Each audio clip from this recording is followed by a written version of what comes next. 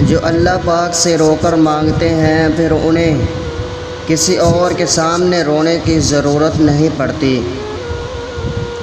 محبتوں میں ہمیشہ سب سے پہلا حق اللہ تعالیٰ کا، اور دوسرا محمد صلی اللہ علیہ وسلم کا، اور تیسرا حق ماں باپ کا ہوتا ہے۔ بے شک اللہ تعالیٰ تھام لیتا ہے تو پوری دنیا مل کر بھی گرا نہیں سکتی۔ تمہارا رب تمہاری دعائیں رد نہیں کرتا، بلکہ انہیں بہتر وقت کے لیے سنبھال لیتا ہے۔ اے ہمارے پروردگار، ہماری قسمت میں کوئی ایسا سجدہ لکھ دے جو ہمارے گناہوں کی تلافی کر دے۔ کسی بھی چیز کے معاملے میں اتنا جنونی مت ہونا کہ اسے پانے کی جستجو میں ہار بیٹھو اور خود کو بھی کھو دو۔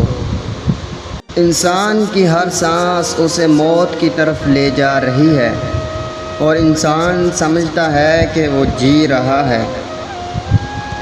قدرت ہمیشہ انسان پر اتنی مہربان ضرور ہوتی ہے کہ وہ اگر ساری دنیا بھی آپ سے نفرت کرنے لگ جائے تو کوئی نہ کوئی آپ پر جان چھڑکنے والا ضرور ہوتا ہے۔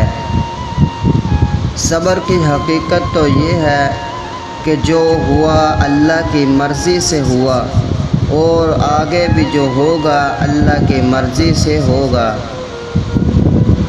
میں آج تک اپنی خاموشی پر نہیں پچھتایا، جب بھی پچھتایا اپنے بول پر پچھتایا۔ جو وقت گزر گیا وہ سبق ہے، جو وقت آنے والا ہے وہ موقع ہے۔ جو دل شکر گزار ہو جاتا ہے اس کی زندگی میں کبھی کمی نہیں ہوتی۔ جو شخص اپنی غلطیوں سے سیکھتا ہے وہ کامیابی کی طرف ہوتا ہے۔ خود کو سنوارنے کے لیے دوسروں کی تعریف کے محتاج مت بنو۔ جو چیز تمہارے نصیب میں ہے وہ تم سے کبھی چھن نہیں سکتی۔ وقت انسان کو نہیں بدلتا، بلکہ حالات انسان کو بدل دیتے ہیں۔ محبت تب وقت مکمل ہوتی ہے جب وہ دل سے نکل کر عمل میں آ جائے۔